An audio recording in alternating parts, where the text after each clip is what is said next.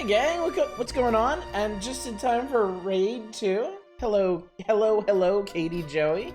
Thank you so much for the raid. Perfect timing, by the way. I just got here. I just made it to my own stream. What's up, Basecamp Foster? What's up, Jabbo Fett? What's up, Eva and Shadows and 2-Hit and Satellite and Manic and Boot Blacking? Hi, everybody. Happy Saturday. I hope you're doing well.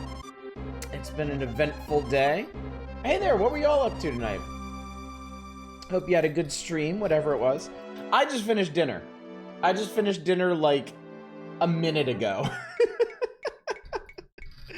Today was, my girls were out at their cheerleading, doing their cheerleading stuff, doing a little holiday party for their cheerleading stuff. They got back late. We started dinner late. Yeah, I started eating at like 9:50. So I just kinda, no disrespect, I just kind of surreptitiously started the stream, let everybody filter in while I was finishing my spaghetti, so yeah, it's one of those evenings, really. But cheers, everybody. So Link's Awakening had to swing by. We were playing Sonic Adventure 2, like, oh dude, Spark the Electric Jester, I love that game. I gotta be honest with you, I am not the biggest Sonic fan in the world, but I thought Spark the Electric Jester was a really, really great take on it. Yeah, I really like that game. What's up, PM Collector Boy? How Steam is both Double Dragon Advance and Super Double Dragon. Looks like Double Dragon Advance is more well-liked of the two. Interesting, interesting. Tell me about my sweater. Participating in yet another D&D campaign thing, this time as a bard. It was fun. One of my dice rolls led to an entire plot thread and character arc happening. No, that's why D&D has such lasting appeal. It is such an incredible, like, group storytelling tool. It's really, really neat. It is great in that respect. I support tasty games, so I just like Sonic much. Can we get a stream of you wolfing down 15 ribs? If I thought I could eat 15 ribs in a single setting, sure. But I doubt that very much. My father is the powerful eater in our family. I have my moments. Like last night, I had like 6 spring rolls, and felt good enough to come beat up a bunch of dudes in Double Dragon Neon after that last night. There are a few things that I can eat a lot of, but in general, my appetite, I've slowed down a lot. Like I can't eat the big like double and triple burgers that I used to in my 20s and 30s.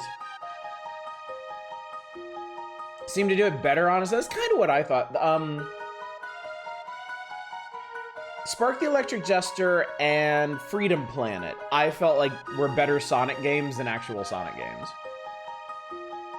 How will you survive in America? Well, see, that's... I have children now. I can just... Eventually, I can just kind of, like, push my extra food off to them. Fuddruckers is a business for burgers. I can be honest, I never really liked them.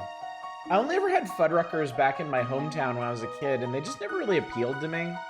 But I mean, I'm West Coast now. I have In-N-Out, so I'm set for life.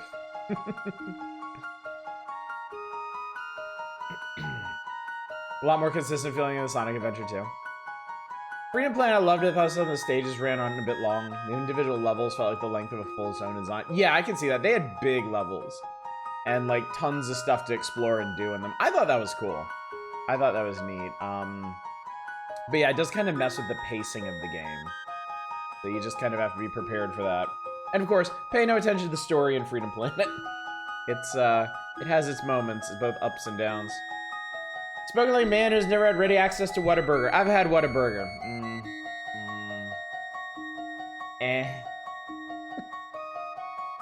Just got done working on paper mache.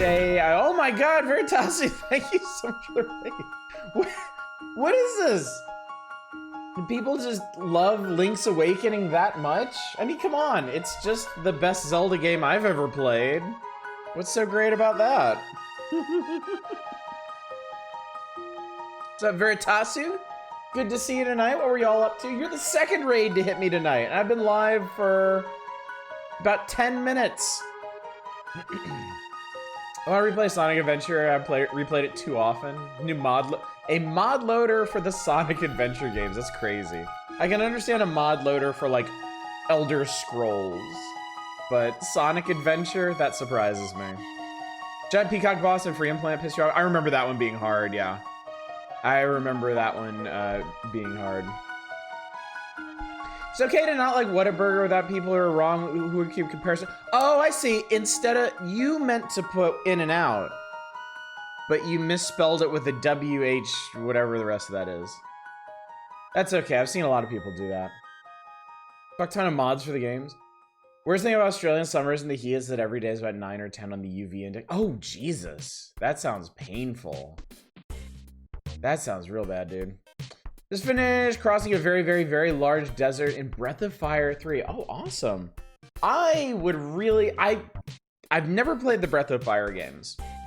I'm a big fan of RPGs from that era, but I just never got around to the Breath of Fire games. I really like to at some point. Sorry for the patty melt from Whataburger is to die for. I mean, look, y'all like it. That there's no big deal there. I think In-N-Out is about the pinnacle of burgerdom. If you don't agree, that's fine. That's fine. One of the biggest pet peeves for me online is people who get weird and elitist about burgers. Or just food in general. Honestly, I think it's the condiment elitists that really get me. The people that'll shit on other folks for whatever they put on their fries or whatnot. So it's just the thing about being a fan of In-N-Out is like there are people online that make their entire personalities about disliking In-N-Out, and it's just extremely tiresome. Like, it's a really good burger that I happen to enjoy, and some people just can't process that mentally. So Paying the trash grinder, thank you for a raid. That's 3 raids tonight. Oh my god. My voice can't go any higher than this. Thank you so much. How you doing tonight? What were you up to? Played Breath of Fire 3 for the first time last year. I think we've talked about Breath of Fire before, and I feel like people have recommended that one. I think with Breath of Fire, I think that's one of those series where I'd really want to start at the beginning. I might not necessarily play all the way through. We all planned it. Wow, y'all are insidious. Y'all are insidious with your kindness. 3 is the most popular one. Yeah, I mean, I would probably treat it like the Saga series. I wouldn't necessarily play through every single one of them, but I would want to start at the beginning and move on from there. So 3 didn't do it for you like 2 and 4. Was a cutie. 4 is a masterpiece. It's only fate that then that in front of 3 different rating parties that always should a very easy game. Oh, don't worry. I have a plan as regards this, in fact. You'll be covering the game in about a year? Oh, that's right. Yeah, we're not too far off from Breath of Fire being in the magazine, are we? That's exciting. Do I recommend using a fan retranslation mod because the OG translation is fucking gibberish? Nope. Nope. I want to see what the original release is like. Breath of Fire would drive you crazy given what I know about your feelings about punctuation and grammar. Oh, that's exciting. That's very exciting. Just really give me something to latch onto, something to sink my teeth into. Streamer chooses pain more at 9. Well, we've talked about this. How the way this particular channel works. Remakes,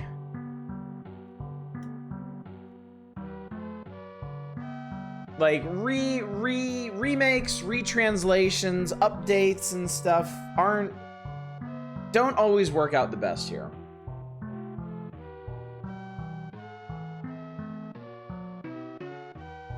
I honestly think it's safer to just go with the original article most of the time, because we've been all over the place. Animal have strange face. And you would seek to deny me such enjoyment as this. I'm not a thief, I just came to sell cakes. Kujira manju. Again, I know what that means. And you would deny me this? Please, Shadows. I thought you knew me better than that. I know when you read mine because you lose your shit. Manju? Manju is like a Japanese confection. It's like a sweet, like a little sweet sticky cake.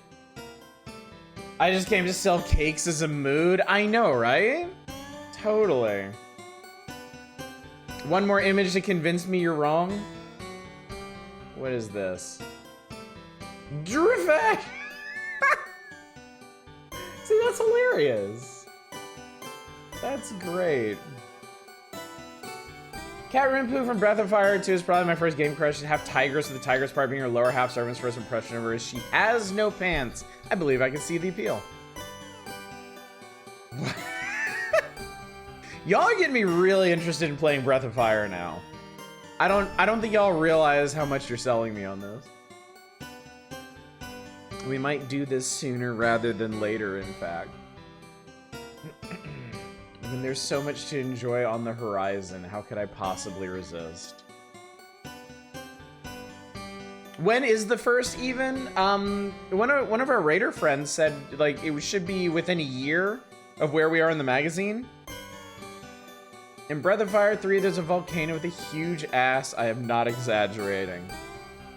Yep. You had my curiosity, now you have my attention. Kids have ever played a game with a caked up volcano? I feel like there's a lot of opportunity there. Opportunity and danger. Issue 62 for Breath of Fire. Okay, yeah, well, okay. Exactly a year from here then. Now that doesn't necessarily preclude us from doing it sooner. As some of y'all observed, I've already done a full playthrough of Link's Awakening on this channel. It wasn't even that long ago that we did it. It was late last year, if I remember correctly. Wait, that was a long time ago, shit. Or wait, was it? Oh God, now I can't remember. Was it last year, or was it the spring of this year? Or I don't know anymore. I've seen far too much volcano butt in the desert. Shadows, you know what? I'm not gonna spoil myself. I'm gonna save something. I'm gonna leave something to the imagination here. Considering my fascination with somewhat horny RPGs, Thousand Arms oddly left you a bit cold. What was it specifically about it that you weren't meshing with? Was it the story or the game mechanics or just the wrong brand of horny that they were peddling?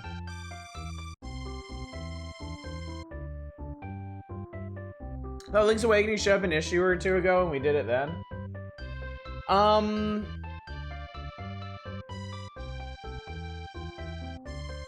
don't believe so. I gotta check now. Because I feel like it's been a hot minute. It was before my trip to Japan at least.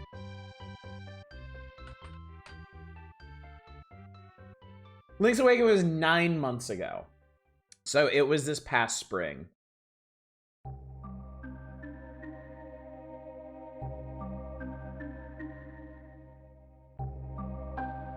I remember Thousand Arms battles are pretty shit.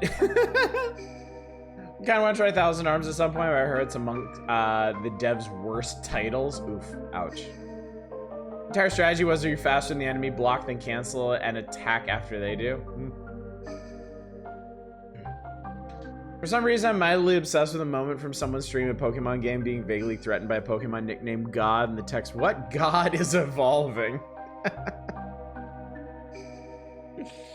What does God need with a Pokemon? If I may ask. That reminds me. So I finished watching all of the original series of Star Trek, right? Well, today I started watching the animated series. And you know what? You know what, chat? The animated series is really good with one giant caveat. The animated series actually has really good writing. The stories stack up favorably to any of the good original series episodes. There's actually a real, like, the second animated series episode is really, really good. Like, it's Spock-centric. And I guarantee you, if it had been part of the original series, it would have been an all-time classic. It's super good. But yeah, it's really entertaining. Like, the writing is really clever. They managed to compress all the twists and turns of a Star Trek episode into 22 minutes. Probably because they don't need to animate people, like, walking around and staring pensively at each other. It's good. It's really, really good. Except for the animation, which is ass. It is terrible. Y'all know exactly what kind of animation it is, and it's just, everything just feels like it's lacking. Like, there's actually been some really, really cool space battles in it, with some new, some fancy maneuvering and tactics and stuff. And it's just conveyed so poorly. They cut so many corners. There is so much reused animation. There was one scene in the transporter room where Scotty was trying to get some guy to rematerialize, and they reused frames from another dude with a mustache operating the transporter while Scotty does the voiceover, and it's just so obvious and so bad. What's up, Ms. Roy? Yes, we're talking Star Trek the Animated Series, which is fantastic. It's extremely well written and well paced, but the animation is terrible. They don't do live action Mals, no. Very Filmation-y. It is Filmation. Now, there is a counterpoint to this. There is a counterbalance, which is it being the animated series lets them do a lot more aliens and much more creative aliens than live action could have done. And that I appreciate a lot. Like, the very first episode of the animated series has a really cool derelict spaceship and some really cool backdrops while they're exploring it. And there is no way you could have gotten anything like that in the original series. So it's really just the animation. It's not even the art style necessarily, but the animation is just poor. That's why Scotty has a mustache in the films. Gives the Odosians the 3-arm guy. It gave us a lot of them. The last episode I watched introduced the Vendarians, which are just like big squiddy like shape-shifting tentacle monster dudes, and they're awesome. And Caitians, can't forget the Caitians. Very, very important piece of the Star Trek tapestry now. Good evening, Dave. Good to see you. OG Thief games are on sale on Steam right now. Demand gifting them to a friend. 97 cents each is an absolute steal. What's up, RV Winkle? Maybe I am a Vendarian. Maybe I am. You would never know. I'd never reveal myself. Anyway, there's only 22 episodes of the animated series. I've already watched 6 of them. So I'll probably be done with it this week, honestly.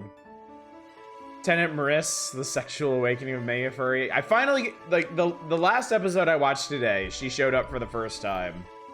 Yeah. She does suffer from another cost-cutting measure in the animated series where every single woman in the entire animated series is voiced by either Nichelle Nichols or Majel Barrett. And it's really obvious in some episodes.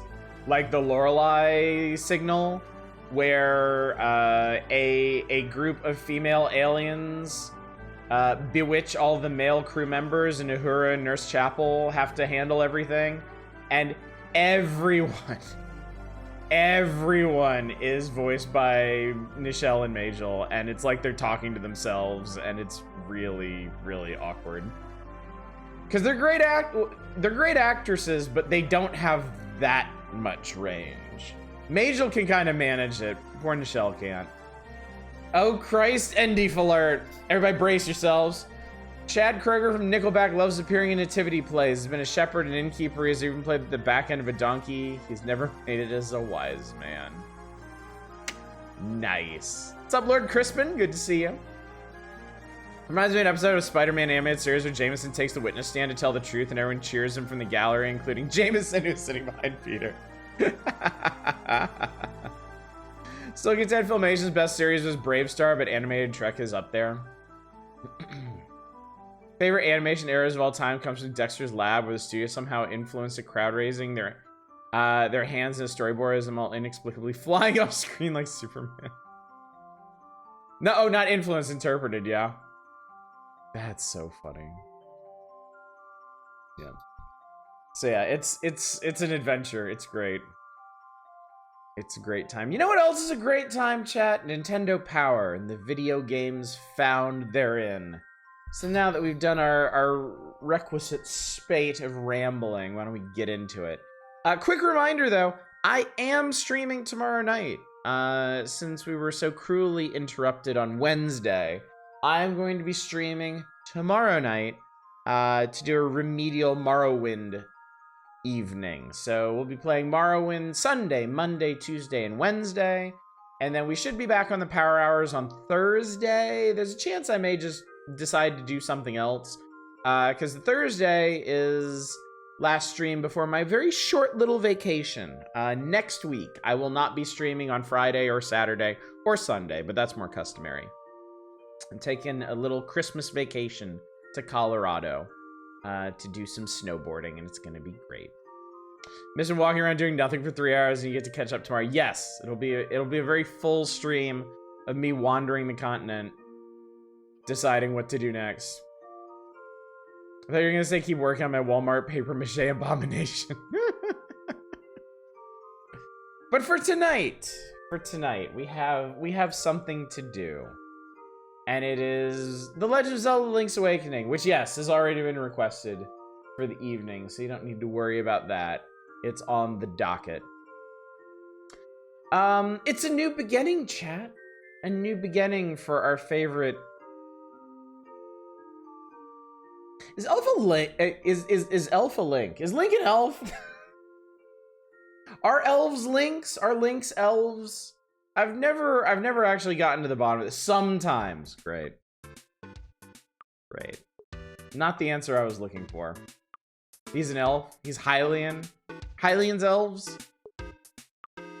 Topic Gerard, too political to bring up? Like, what the fuck is going on? I mean, honestly, no topic is too political to bring up around here if y'all really want to talk about it. Sounds bad, though. Sounds like even the most charitable interpretation, no pun intended, is that he screwed up real bad and didn't fix it until he was called out on it. So I don't know. I don't watch his stuff. I don't know who he is. I just know the facts that I've been handed, and they don't sound good.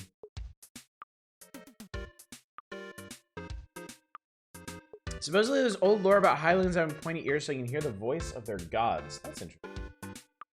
After defeating Ganon and Nintendo's Legend of Zelda Link to the Past, you might have thought the threat was over. The magical land of Hyrule is balanced between powerful forces and danger is always nearby. Link's first adventure for the Game Boy proves the combination of action and adventure never grows old, rather like Link himself. In this quest, the youthful hero finds himself on a mysterious tropical island far from Hyrule. He must conquer 7 dungeons and face the legendary Wind Fish. The 4 megabit battery-backed game pack contains much that is familiar, but also much that is new. The adventure begins this August. Is that... Wait. 7 dungeons... I thought there were 8 dungeons. Because there's 8 instruments, right?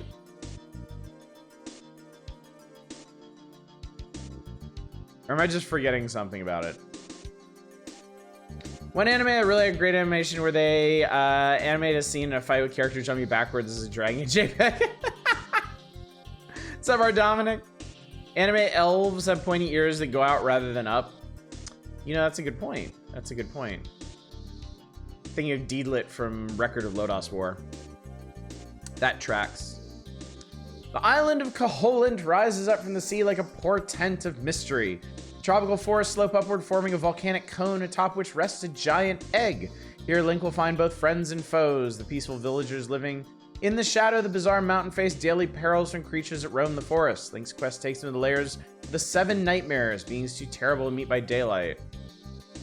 I think it's 8, right?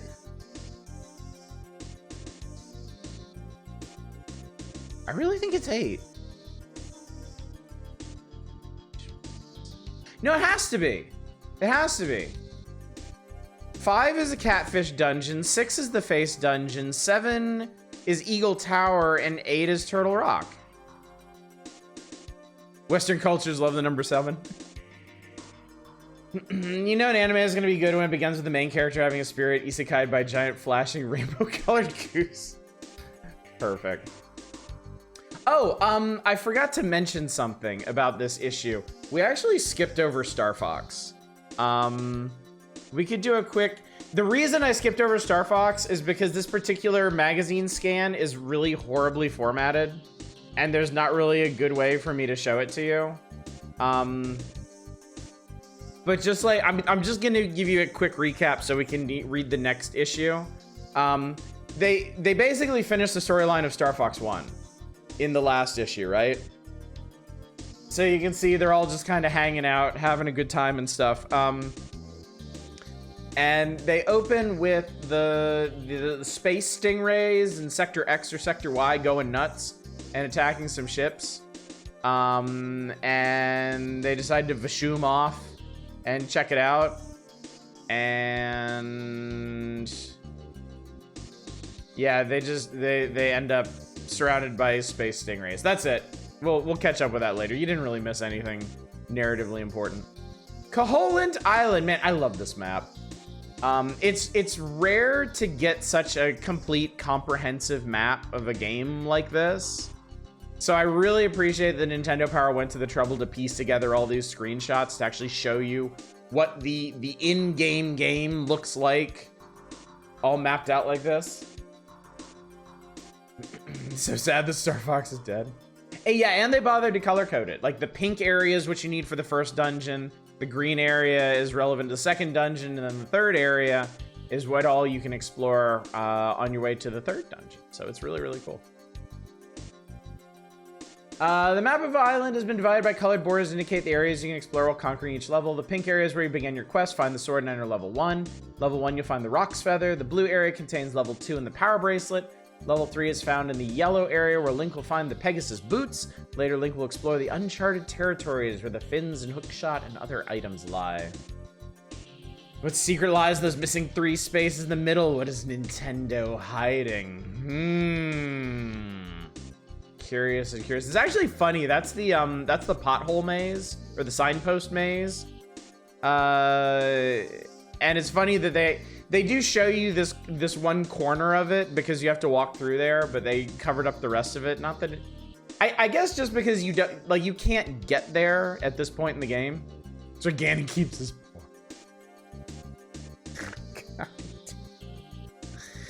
we're not gonna speculate, chat. We're not gonna speculate on this. Yes, spoilers for 30-year-old game. The quest of level 1. Link washes ashore, gets a sword and shield, search the area, get the first key, get some magic powder, sprinkle it on everything. You never know what's gonna happen. I'd like to draw attention to this key art in the bottom right for the Rock's Feather, which clearly establishes that Link is going commando when he's out there. And monsters and bystanders can very clearly observe his taint whenever he makes use of the Rock's Feather. Because he ain't holding his tunic down. Magic powder.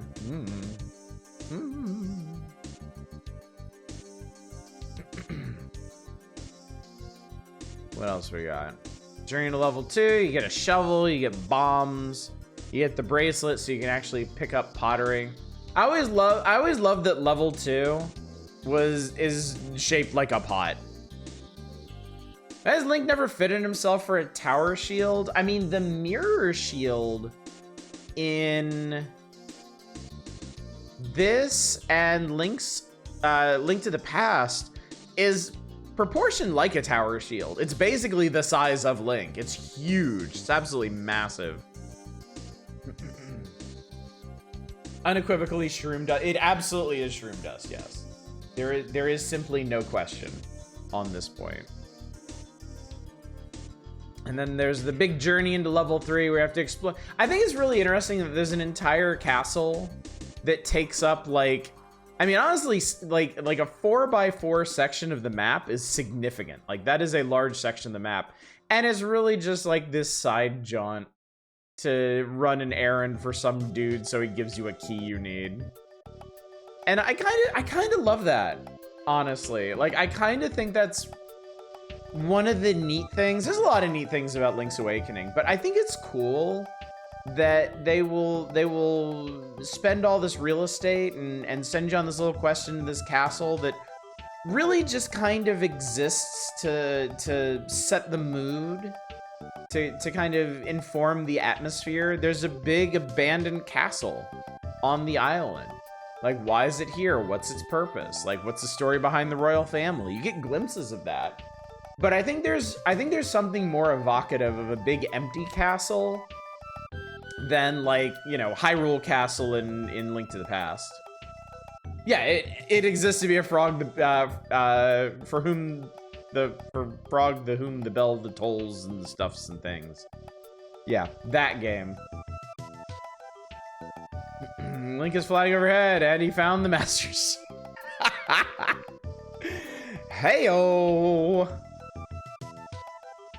But yeah, I mean, look, I've told you all this many times. Link's Awakening is my favorite Zelda game, at least of the ones that I've played. I have played a minority of the Zelda games, but of the ones I've played, this one is my favorite. I think it has a lot going for it. It has probably the most interesting world. It has the most interesting mechanics. It has, I think, the most charm, personally. I really like the writing and the characters in this game. And just the feel of it. Just the whole, like dream-like island, or not even dream-like. They tell you right up front the island is a dream. Like, it's not exactly a mystery or anything. You spend half the game fretting over what's gonna happen when you do awaken the windfish. I just love it.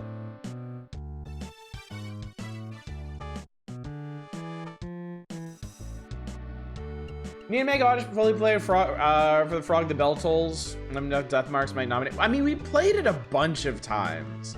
And the last time I played it, I put like an hour or so into it. So, I mean, it's neat, but I don't know that I would love it necessarily.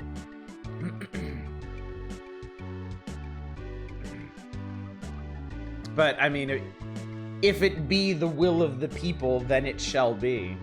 So, speaking of the will of the people, we are on the hook to play this, so let's play it, chat.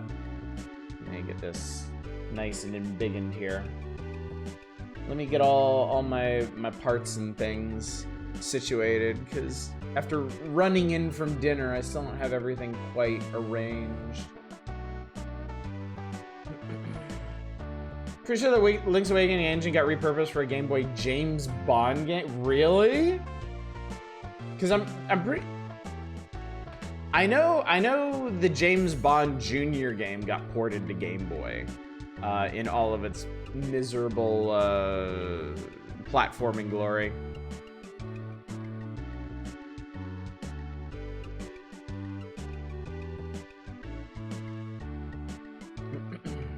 Are we? I thought I saw something else requested, I thought.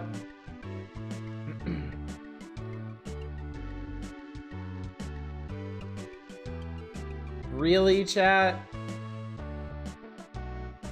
Really, chat?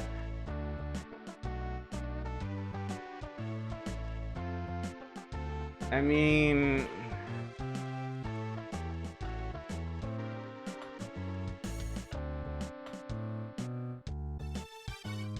No, you're not blind. That was requested, and it's legit. It's on the page, but...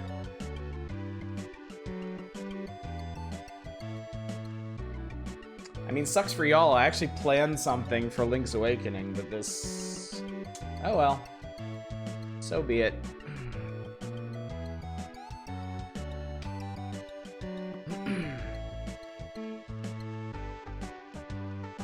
That's all... Yep, okay.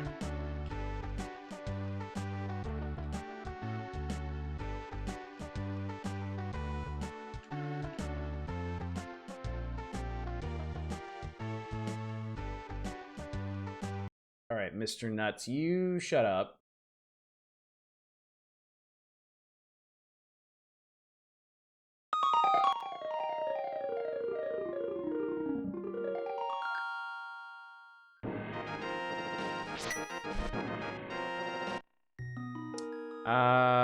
I have a game on here. I'm just gonna pick up this one. We rejected Link for Link? Yeah, apparently. I thought we were gonna play James Bond. You know the rules. Where was I on this one anyway? Oh, I did the first one.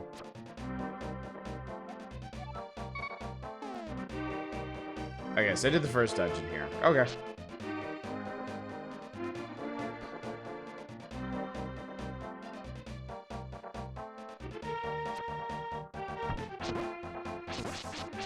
Someday I'll just play the James Bond Zelda like I'm shocked to find out it exists. Now I'm wondering if Nintendo Power covered it at all. As long as it's in James Pond. Have we had to suffer with that yet? I'm trying to remember. This is fine, but it's no Bubsy. We have. I thought we did, yeah. I thought that was a thing we did.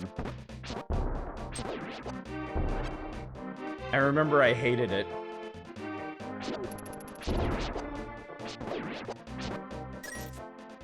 Zelda Like was a first-party Nintendo joint, so I'd be stunned if they didn't.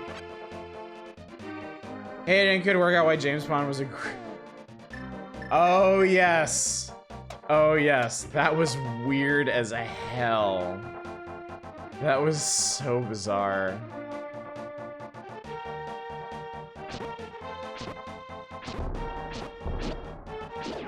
I mean, sometimes it really is just a waste of a game, honestly. What's up, Fury Fighter? How you doing? Good to see you. Ow. We doing a rando? Nope. I was all set to settle into some Link's Awakening tonight, and these goobers requested Link to the Past. I wasn't ready for any of this. I think this guy gives you a bunch of money. I probably shouldn't even talk to him.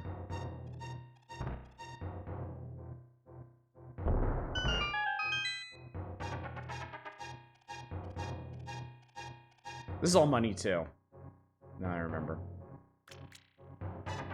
Waste of a game is such a brutal criticism. I mean, look, I'm not gonna lie. Some games are just like, they are just a waste.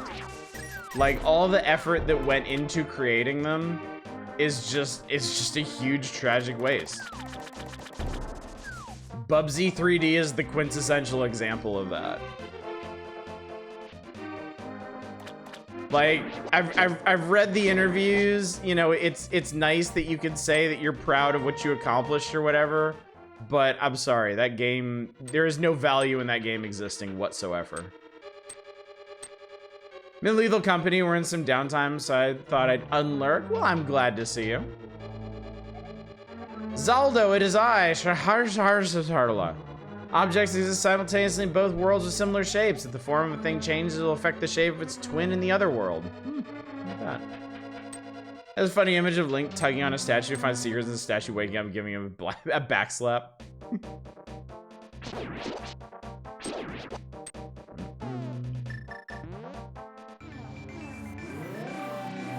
Woob.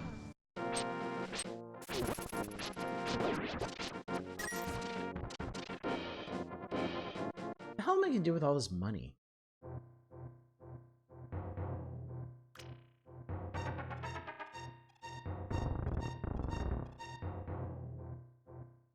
Large value Bubsy 3D is just being a great example of how not to do a 3D platformer versus contemporaries. Sound effects always scared you as a kid. I mean, that's fair. Game does have particularly evocative sound effects. Okay, I just never did this. Ah. What's up, past Oddish? What the hell were you on about? I gotta save this guy. Yeah, the flippers already? God, I hope so. I haven't even checked. Maybe I don't. Hang on, do I? I can't remember what the buttons are. I don't. I don't. All right, so that's what we're spending all that money on. At least we have boots.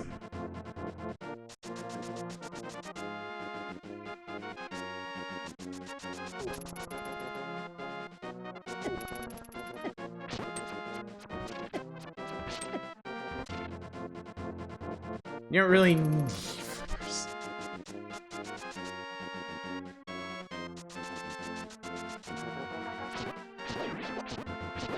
I mean, are you being silly, or is there actually some way to get through the water dungeon without flippers? Because if there is, I wouldn't know what it is. Have a taste? Wait, what? Oh my god, I never... Huh. I never gave her that.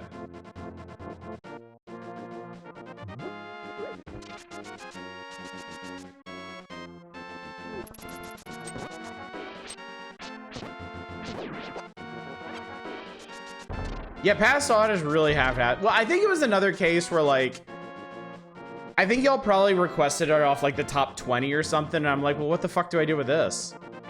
So we just played, and it was probably like late at night, so I was like, whatever, I'll just play a bunch of Zelda for the evening. And I probably just did all the main stuff. Whoops.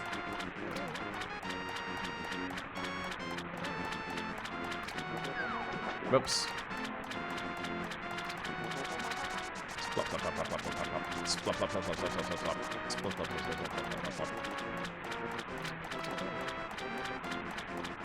Present Oddish is just future past Oddish in the making. Damn, dude. It's like mind blown. All right, you big ass Zora, give me your flippers. Haha, what do you want, little man? Do you have something to ask me? I want the flippers. I don't just give flippers away for free. I sell them for 500 rupees a pair. Let's have them. Free bonus, use the magic waterways to see folks, you jump into a whirlpool, you'll never know what happens, yada, yada, yada, yada, yada. Do we link to the past rando players know I'm scam fish? I can imagine. Because you basically gotta chuck them like 500 rupees for a chance at something you might need, but probably don't. Hylian Craigslist. Almost impossible for the item to be worth it. Yeah, that makes sense. That tracks.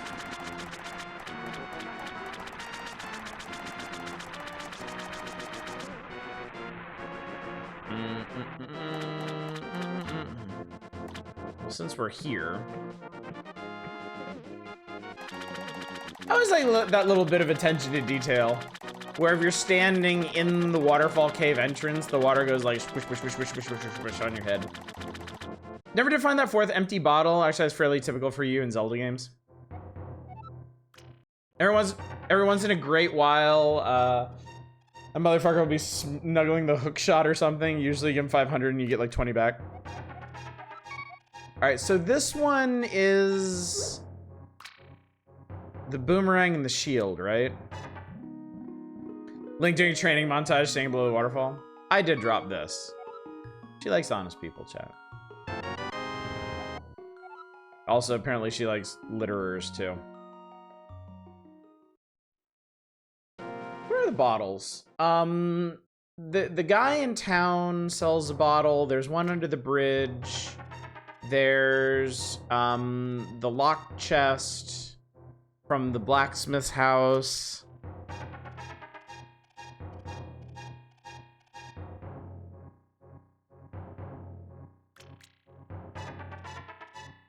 I feel like I'm missing an obvious one.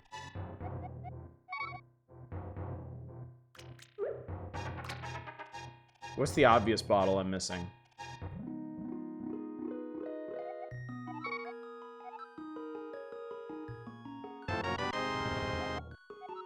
Yeah, we can block fireballs now.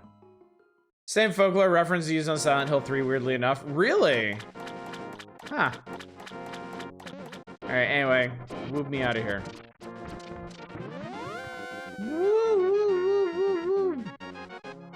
This is actually in the ballpark of where I need to be. Funny enough. Assuming there's ways up from here.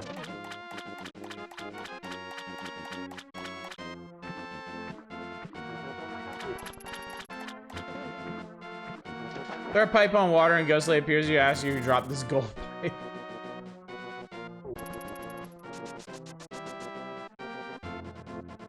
Just dot hack, yeah. Chat, I don't know anything about that series. I remember seeing it a lot when I was like when the PS2 was big. Like I remember a lot of dot hack games came out on the PS2, but I don't know anything about it. It's like it's an RPG that it's an RPG about an like a fake MMO, right? It's like an RPG that's supposed to play like or be like an MMO or something, and then it gets all meta and stuff, or I don't know. You know about it as a game reviewer. What a dot hack. That's me. Just another big dot hacker. Never touched it. There's a lot of games in that series too, aren't there?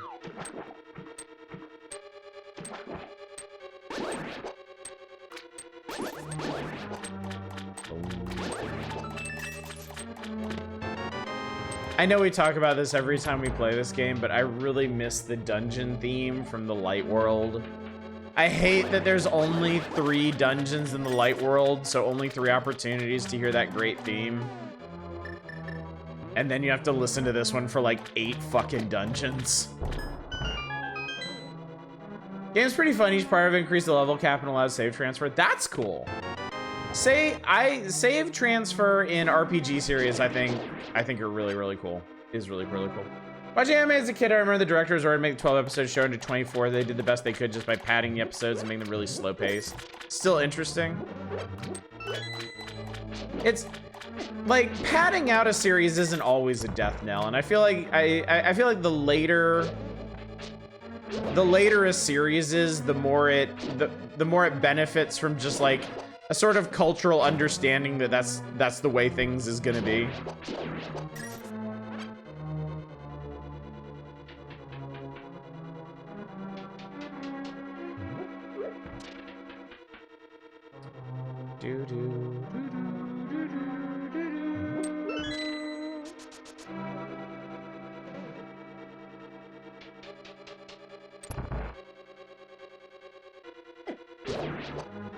Don't misunderstand, chat. This song isn't bad. It's just the Light World one is so good. It's so much better.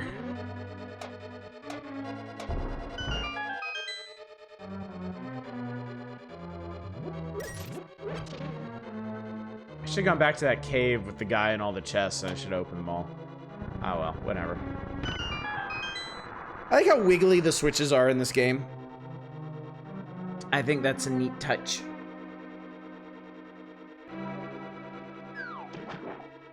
Link Between Worlds remakes these themes. What is Link Between Worlds? Is it a remake of this? Is it a sequel to this? Like how much of a distinct game from this is it? They look like Diglets. They look like Diglets to you? It's like Link to the Past Part 2. So it's a new game. Pretty distinct spiritual sequel. Okay, cool. Well, I will look forward to getting to that then.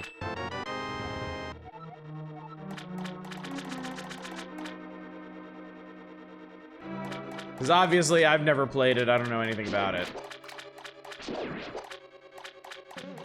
I mean, again, honestly, after after Link's Awakening, I really don't know a whole lot about the Zelda series. I know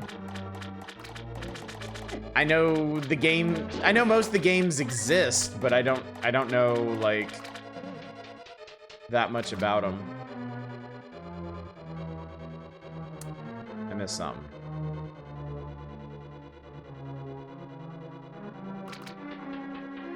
Why'd I do that? It's really dumb.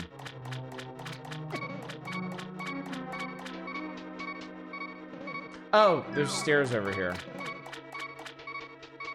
Same overworld to a degree, different dungeons and different item systems. See, that's cool. That's cool. All right. Oh, okay.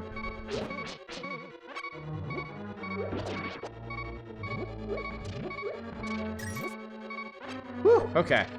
Safe. Like Link Between Worlds for giving you a lot of freedom what order you tackle the dungeons. I can't do that. Actually made A Link to the Past more open-ended because the items aren't tied to dungeons. That's cool. That's quite cool. I love games that are both remakes and sequels at the same time.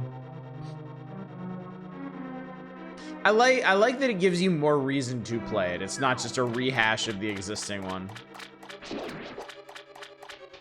Most don't like 3D functionality of 3DS. Link Between Worlds is one of the best 3D presentations. Why don't you just stop doing that?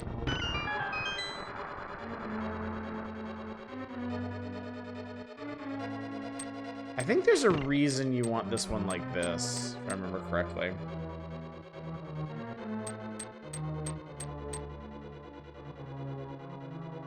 Link Between Worlds 3D presentation is also completely optional.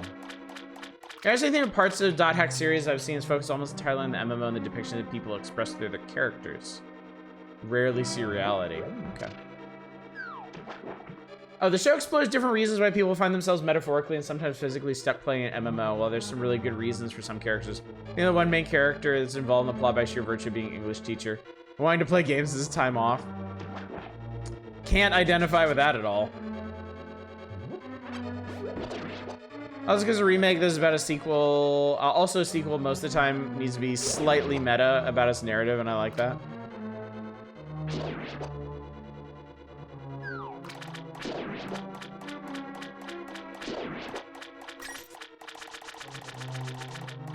Squish, squish, squish, squish, squish, squish, squish, squish, squish, squish, squish, squish.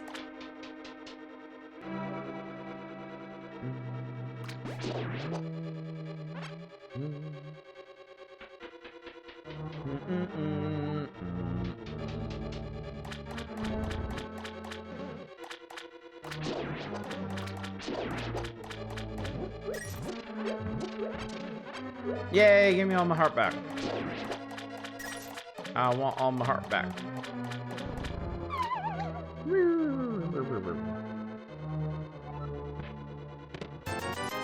Awesome. That's exactly what I wanted. Ah, yes, that's why. I see the orange blocks over there. I see it. I don't exactly remember the layout of these dungeons, chat, but if a dungeon does something to really piss me off as a child, it tends to stick in my brain.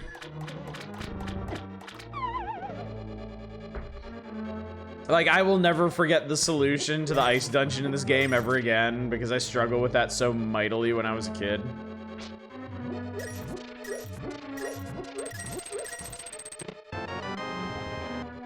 Do-do-do-do!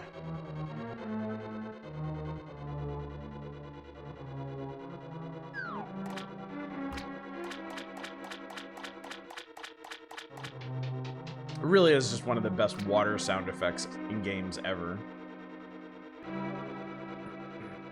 Interesting how my views on different dungeons in the game have shifted over time.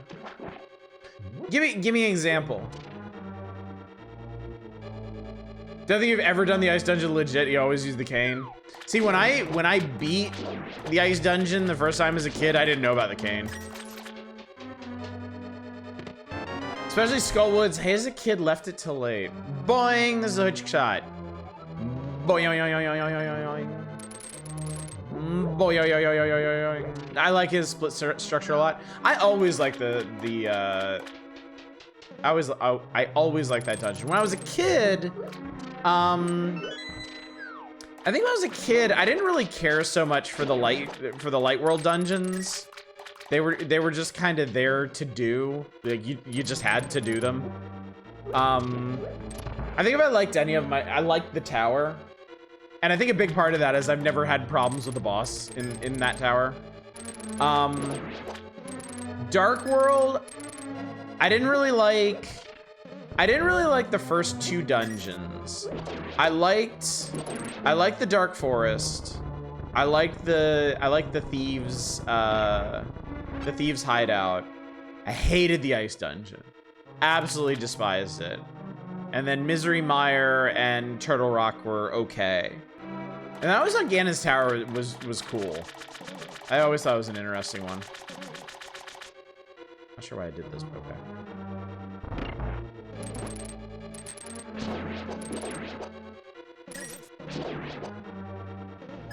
Now, as an adult, I think I pretty much just appreciate the dungeons more. Like there aren't any that I like any less. I just have newfound appreciation for most of them.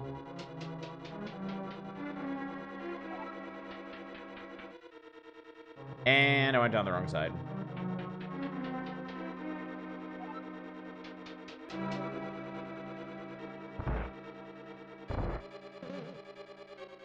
Do you remember ever hating the ice one, which I think I would think I should, since I always went there early-ish for the blue nick. The blue nick.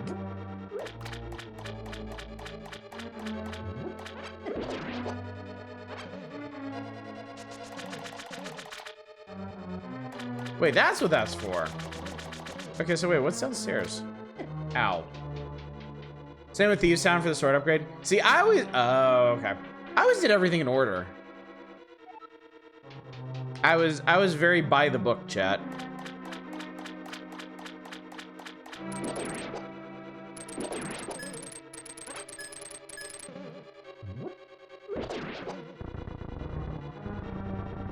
I watched a Twitch clip for this channel and got recommended titties. Well, lucky you. I have nothing but full-throated support for the titty streamers out there.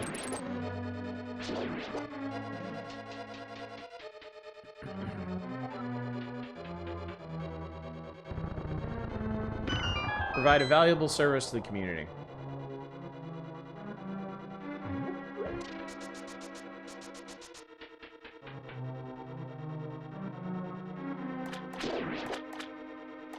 Like the steer animation, I do too. This game's got a lot of really fantastic animation in it. This is the... Yes. Treasure. Not much treasure, but treasure nonetheless.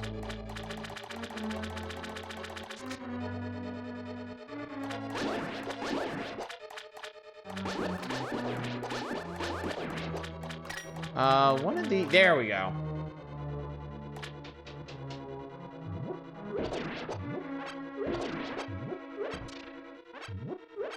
Rip, rip, rip, rip, rip.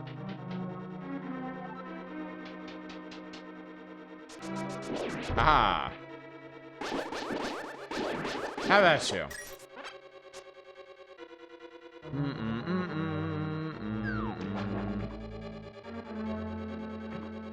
Wait, I went the way I was supposed to go? Shit. I really screwed that up, didn't I, chat?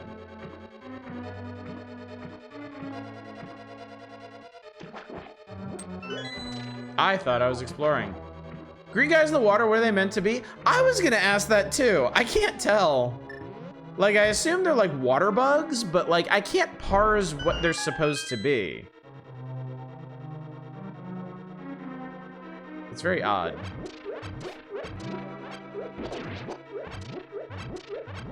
Evil oh, yes. Sorry, I missed the evil aspect. I was a little confused on that point. Thinking water striders as well. I mean, they kind of have to be, just because little things extending down into the water.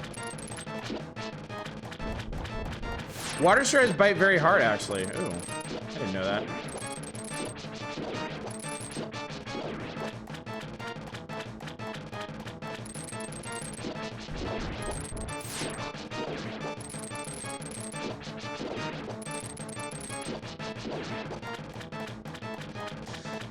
Actually, you know, I think if there's one song in this game that I never really cared for, it's the boss theme. It's very repetitive.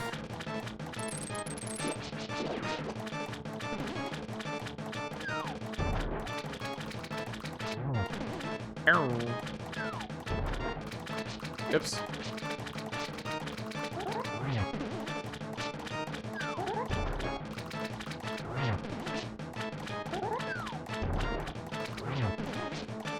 Fine, it's also like 5 seconds long, yeah.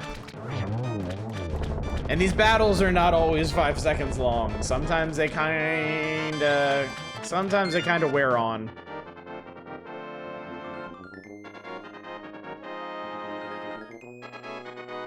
The victory fanfare is very good, though. It is very, very good.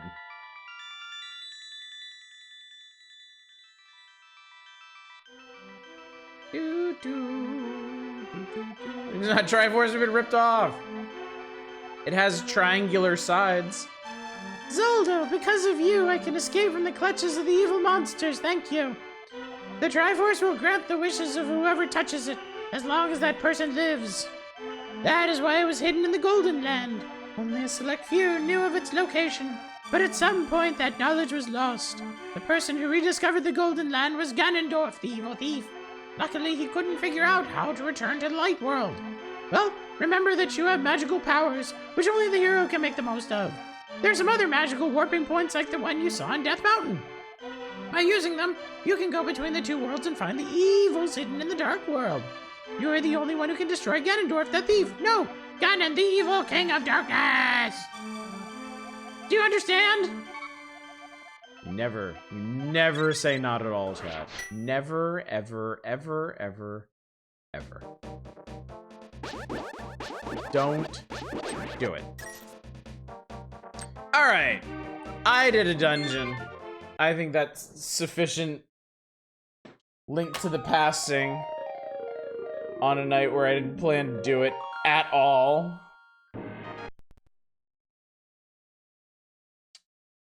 Oh. Okay, there we are. Okay, hang on. I gotta put everything back. I gotta put everything back where it's supposed to go. Hang on. Hang on. This is really... God, I wish my computer wouldn't do that. Voice of Zelda brought to you by Teen Girl Squad.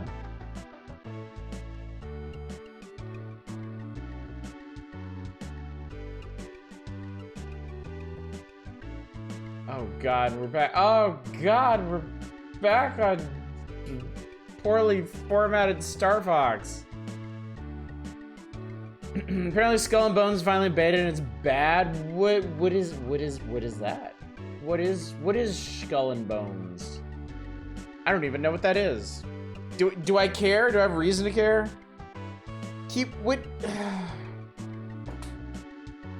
No. You have to do that while I'm in the game. I'm not gonna honor that to go back and start up something that already ended. It's like, gosh, badly formatted Star Fox isn't real. He can't hurt you.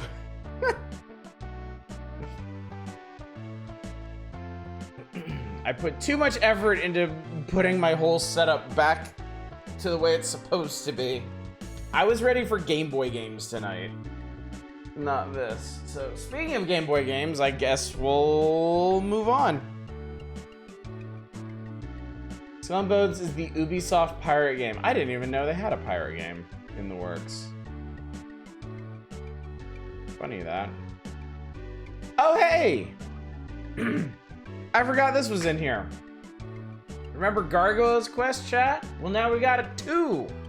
More trouble in the ghoul realm. Darkness has fallen across the mystical world of Etruria, draining all the magic from the land. The ghoul realm's only hope lies that a young and powerful gargoyle must test his strength against the ultimate evil. Firebrand's quest has begun. He's back, baby. And he's got weird, chibi proportions in that key art there. Can be argued they don't. He was very tough and drunken, too. We have kind of a weird history with the Gargoyle's Quest games. I didn't play them at all when I was a kid. Like I missed them entirely. I thought they looked neat. Like they seemed like a neat concept, but I just never got a hold of them. And then I want to say before I even was it before I started the Power Hours? I think it might have been. I played through the Super Nintendo one. Isn't Gargoyle's Quest 2 an NES game? What the hell is Gargoyle's Quest? It's the sequel to Gargoyle's Quest. Okay. The original Gargoyle's Quest was a Game Boy game. The series started on Game Boy. And then they did an NES spin-off, which is kind of its own thing. It might actually, hang on. This might be... Ah, okay. That's what it is. This is a port of the NES game. That's what it is. They made Gargoyle's Quest on the Game Boy. They made the sequel on the NES first, but I don't think they called it Gargoyle's Quest 2 on the NES. And then they ported the NES sequel to the Game Boy to the Game Boy. Fun fact, Tomb Raider 2 is a sequel to Tomb Raider 1. And then I guess the Super NES Gargoyle's Quest could be considered Gargoyle's Quest 3, maybe? I don't know. So it turns out we've actually already played through this. Because we did, like I said, I never played the Gargoyle's Quest series before I started streaming. And then when the original Game Boy game showed up in the magazine, we played a little bit of it. It's very slow paced. It's very awkward. When we got to the NES one, I did a full playthrough of it. And then here I was thinking that this one was actually a different game, but it isn't. Looking at this Gargoyle's Quest, NES game title, Gargoyle's Quest 2, then Game Boy port, then Demon's Crest on SNES. Yep. That's what I just said. This music's such a vibe. It's nice, isn't it? This is from Kawa no Nushi Tsuri 2, The Mouth of the River. Looks like a rural Japanese fishing game on the Super Nintendo. Everything we're listening to is from either the Super NES or the Super Famicom. This is one of those soundtrack lineups that's more from the Famicom. And why did they do this? There's a multitude of factors. Let's take a look at them. Here's the side box. Oh, they're all money. It's a good name for a game. It's solid. It's solid. Someday you should try the River King games. Perhaps I will. Perhaps we shall. Okay. So this is just a breakdown of the bosses and then the world map, which honestly isn't a whole lot of info to work off of. But I guess they feel like, yeah, I can see it now. Their storyline is almost identical to the NES version of Gargoyle's Quest 2 with only a few differences. Some of the action scenes have changed. Firebrand has 2 magical powers that he did not have before. In short, if you played the game on NES, when I had trouble finishing this version.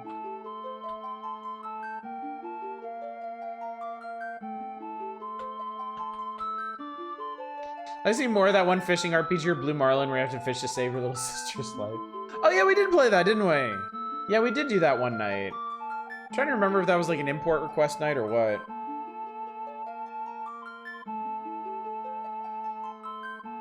I forget how exactly we landed on that.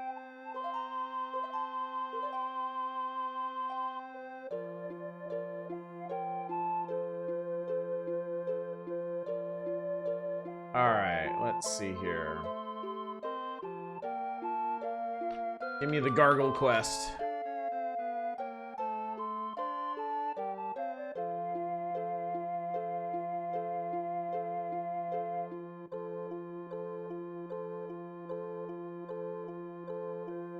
Wait, what?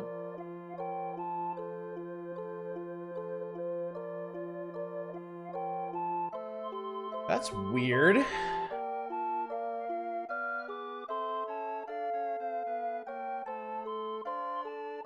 Oh.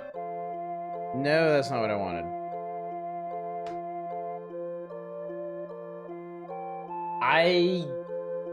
As near as I can tell, I don't have it. Let me double check. It might have gotten sorted in the wrong folder or something. I don't think I have this.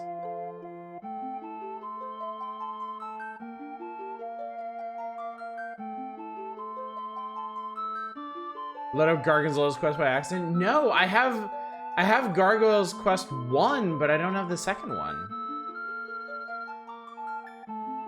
You should be banned from every game. I don't know how that happened. Maybe it never came out.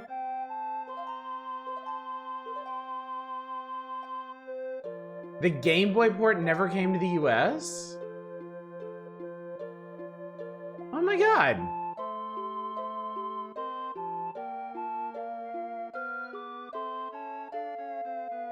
What is this game called in Japanese? It won't be very comprehensible, but we can... Makaimura Gaiden, the Demon Darkness. That's a badass name. I love it.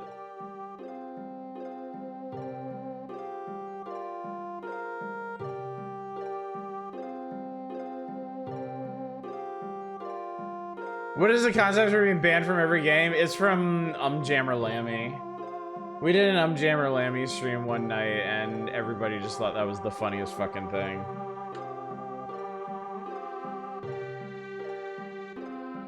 Because I mean, you can't exactly say it was undeserved.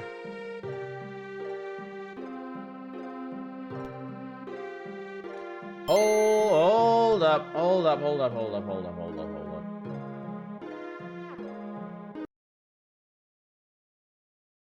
When did you just go off like that? Damn.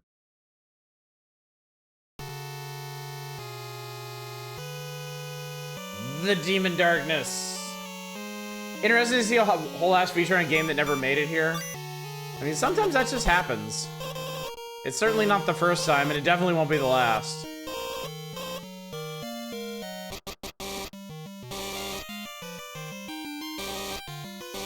Welcome, Firebrand, something, something, something. Demon Darkness, yada, yada, yada.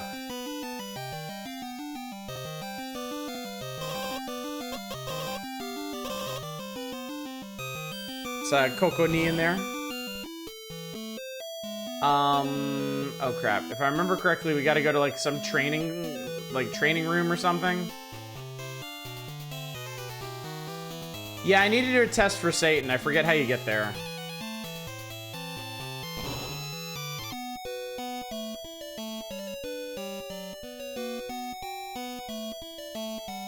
Maybe not here. People have the biggest goddamn houses in this game. I do remember that.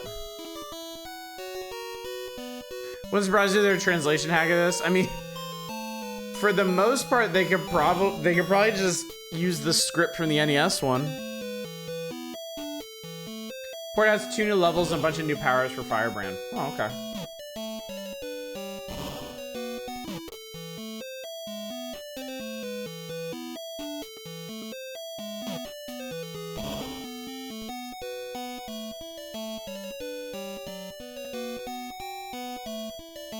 Where the hell is the test? Maybe it's back in the castle. Damn it.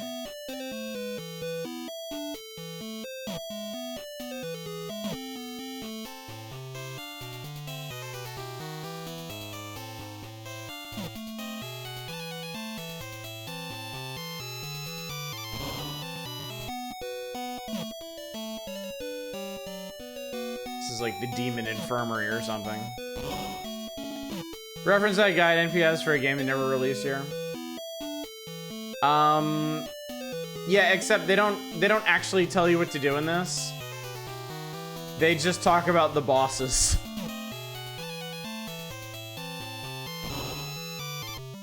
Because the spray is drawn, I can just hear the gargoyle grumbling everywhere they walk.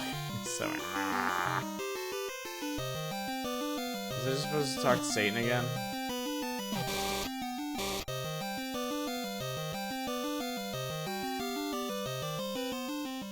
think it's in the top right corner, but you could be wrong.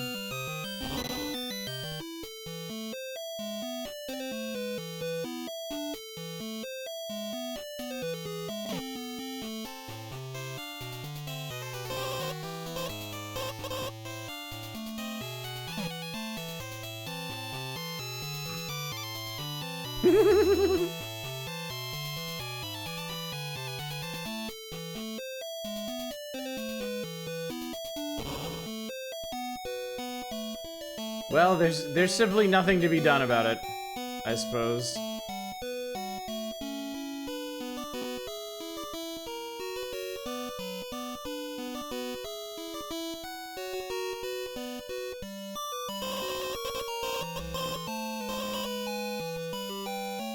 I think I sell stuff. We published an article talking about one part of the mechanics of the game that's not released at all. The perfect editorial crime. It's gotta be in one of the buildings, right? Fuck is this? Gargoyle's Quest 2! The sequel to Gargoyle's Quest 1. We're Gargoyle Man. This house is just completely empty.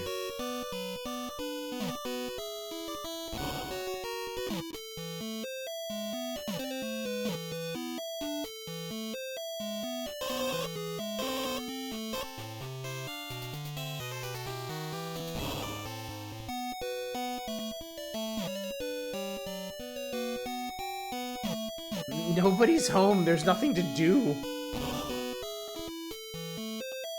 The hell, man?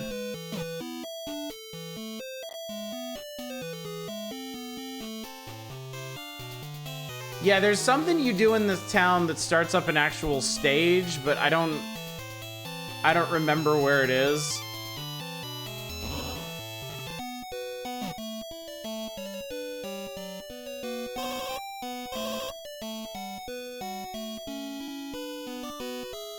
Oh, wait. Oh, wait. Ah, ha, ha! There it is. Okay. There we go. Speed read Japanese on my phone to help. I drank the alcohol, so fat luck.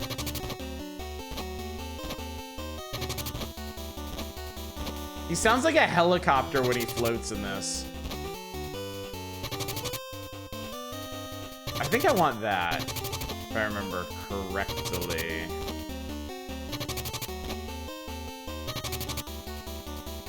Hey, we did it.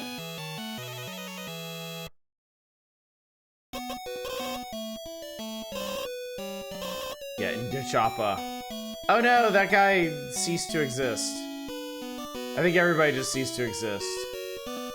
I think Super Satan just murdered everyone. Oh yeah, now we have to fight through the town.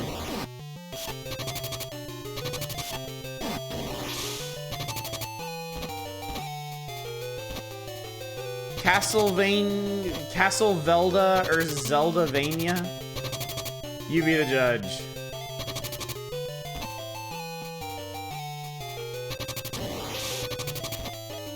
It's kind of close comparison I can make to this Zelda 2. Yeah, I think that's fair.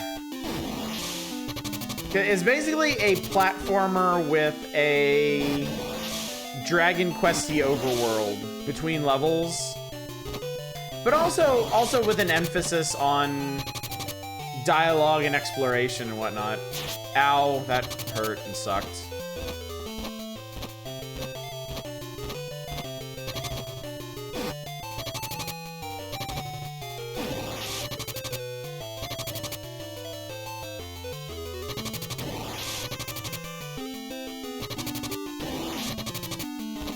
It is extremely satisfying when you kill enemies in this.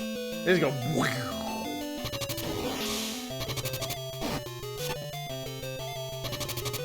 Yeah, this is extremely faithful. And they made a good choice with the aesthetic of Firebrand himself, where he's got a bit of a white glow, but just behind his sprite.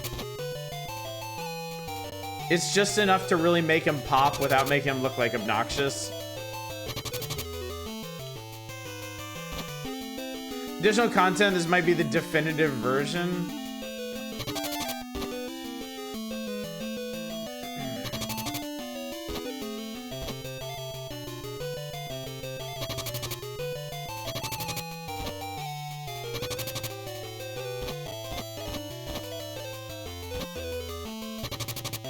Oh, shit. Okay. Oh, okay. Okay.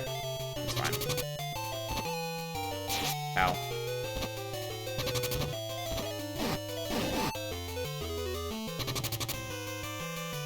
Ow. One of the new powers in this is a homing shot.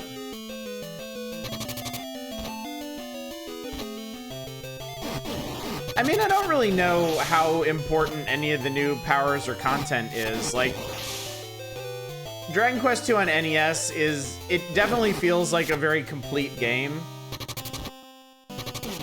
And it's not like, it wasn't like particularly hard or anything. So it's not like it needed a whole bunch of extra stuff.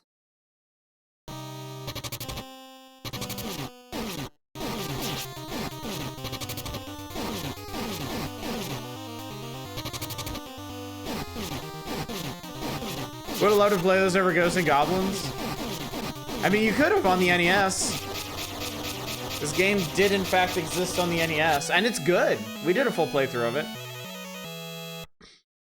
When do we find the Iron Sword?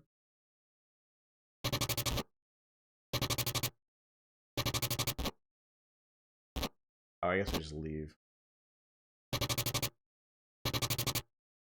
The NES version on Nintendo Online? I think it is, yeah. I think it is. So you know the definitive version of something is the one with the most stuff in it? Like, sorry, yeah.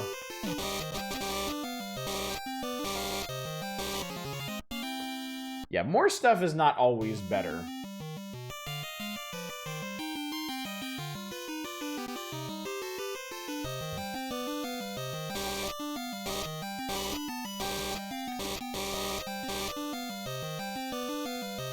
I kind of wish the dialogue progression in this didn't sound like a vacuum cleaner. He went ooh-ooh, not ooh-woo. Apocalypse Now, which gets 3 hours longer every time I turn my back. Star Wars mid until there was a shockwave in it. Any particular reason Iron Sword used Fabio as box art? Because Fabio was the hotness back in their late 80s, early 90s. Women wanted him, men wanted to be him, that sort of thing. I think I made that guy die. Sorry, guy.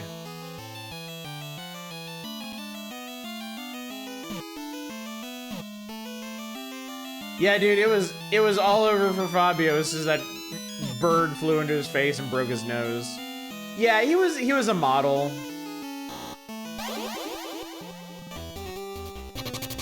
Oh, I wonder if I can do this. I hope I don't need to do anything else. Oh no, this is like a... This is like a little fight, right?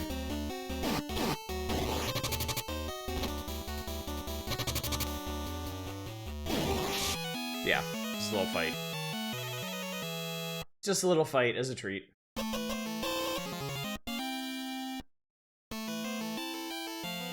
Real quick, okay, yeah, this is the next thing you do.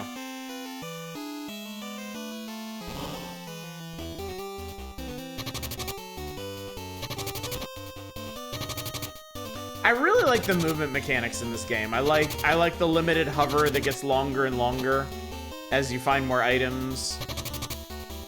I really like the challenge of like managing it, like managing your hover and using it to do all this like weird platforming around spikes and pits and stuff. I don't know why Fabio's Wikipedia page highlighting I can't believe it's not butter and the goose incident is killing me.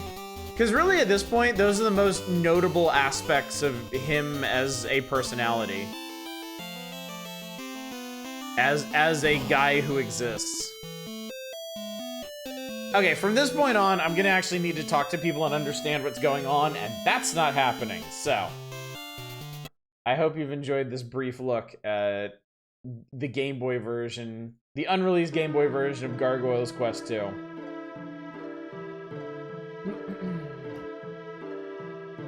Again, a very solid game on NES, and I mean, honestly, if you have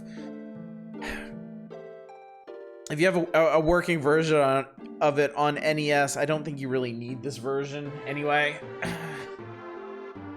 You're gonna get a bit wider of a viewpoint and, you know, color when you play your game. So, but yeah, solid game, very fun. I enjoyed it. You can look it up on our YouTube. I don't think it was too far back that we played it. Oh boy! Actually, maybe oh boy. This is T2, the arcade game. So, I mean, that's cool. Field of View look very doable for the GPU. Oh yeah, it's not bad, certainly. It's not bad, but you're always, you know, regardless, you're always gonna be limited by the size of the Game Boy screen. And as much as I love the Game Boy and absolutely adore the aesthetic of it, like, even I have to admit, a lot of games I would otherwise really enjoy on Game Boy, just, they feel a bit too cramped. Because not everything was designed so well for the proportions of the Game Boy. Cool arcade game, shitty GB port, guess what you're playing? July 11th, 2029. Oh, we're not far off now, chat. We're just like 5.5 years away from the AI apocalypse. Actually, that does kind of track, doesn't it? It came out on SNES too. I bet the SNES one actually kind of looks like the actual arcade game, where it was also bad. I mean, was the arcade game actually good?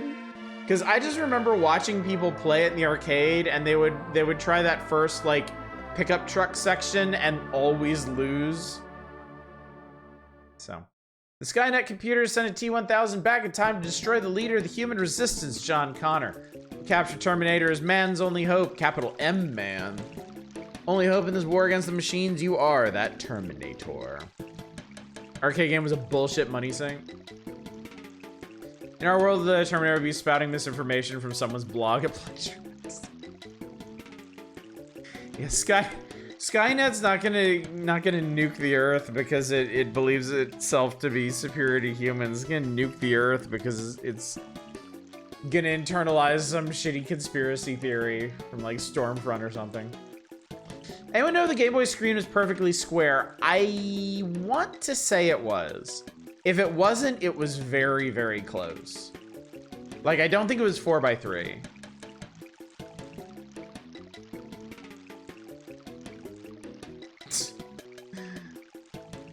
All the actions of the popular arcade hit can now be played on the Game Boy. It claims T2 the arcade game is a shooter with the feel of the movie.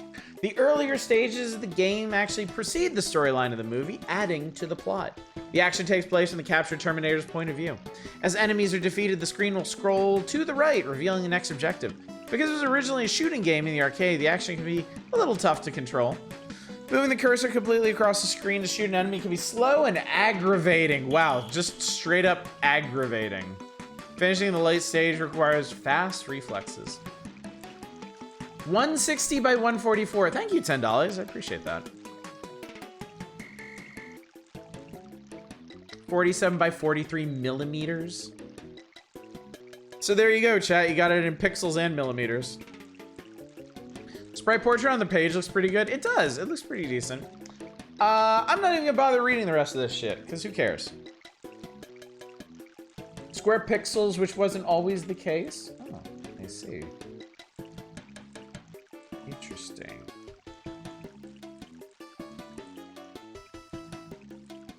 All right, I need T2. And not the really shitty one, only the moderately shitty one.